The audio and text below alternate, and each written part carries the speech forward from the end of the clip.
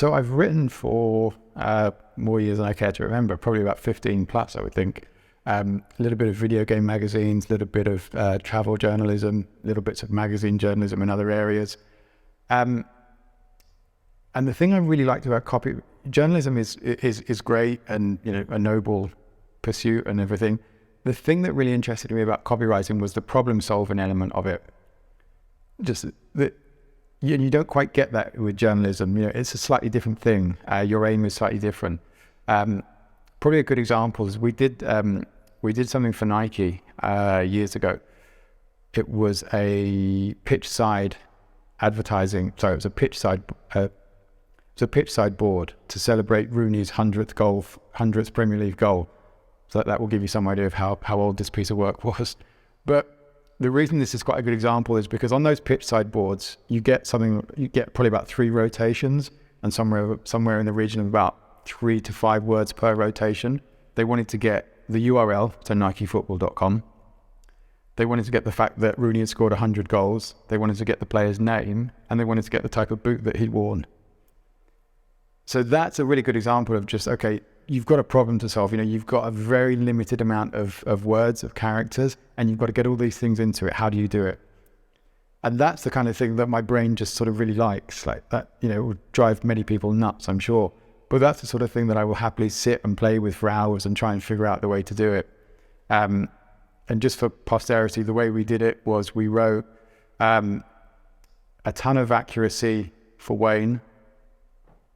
A ton of accuracy. That was the first rotation. Second rotation, welcome to the 100 Club Wayne, NikeFootball.com. A ton, obviously, is sort of slang for 100, but also just means a lot. And Rooney at the time wore the T90, which was the accuracy boot. So we kind of ticked off all of those boxes.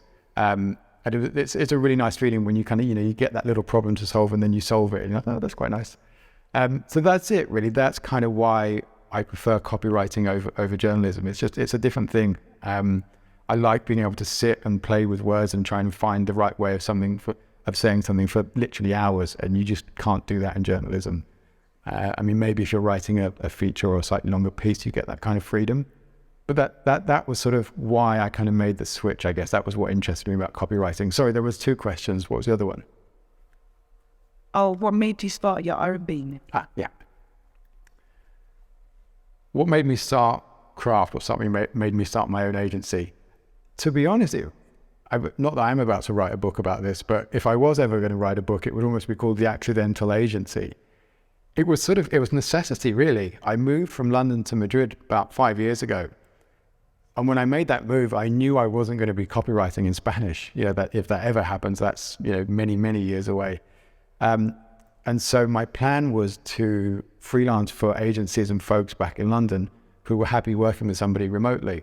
Now, pre-pandemic, that was actually quite a tough sell. You know, you'll know if you ever spoke to an agency back sort of before the world was turned upside down, they'd always say, no, you have to be on site. It was quite rare that they would let you work remotely. And so we built up a few that were happy working with us remotely. And then basically what happened was I got busier. That was it. And just at that point, I thought, okay, I've got 2 choices. I just give work away, which, as you know, when you're freelancing is sort of, you know, not something you want to do. So I thought I can give work away. I can take a finder's fee. I thought that feels a bit mercenary. And I thought, okay, well, maybe we just set up our own agency.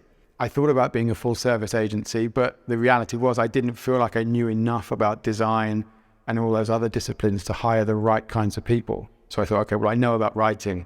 I know about finding copywriters. So why don't I just start there? And so we just do copywriting, and there are a few other agencies that do that in the UK. You might know some of them. There's one called Read Words, who I know some of the folks there. The Writer, I know a few of the folks there from when I was at Apple. There's another one called Schwa Consulting, and there's another one called That Explains Things, and there are various. So this idea of creating a writing agency wasn't as weird as I thought it was. So that's it. That's basically why. But again, sometimes you find your way to things by accident. It was never the intent to start our own agency, but actually it's worked out really well. And we've got a really lovely team, some really nice writers, and we've managed to find some really nice clients. And it's kind of working. It's still terrifying on a daily basis, but it's kind of coming together in some sense or another.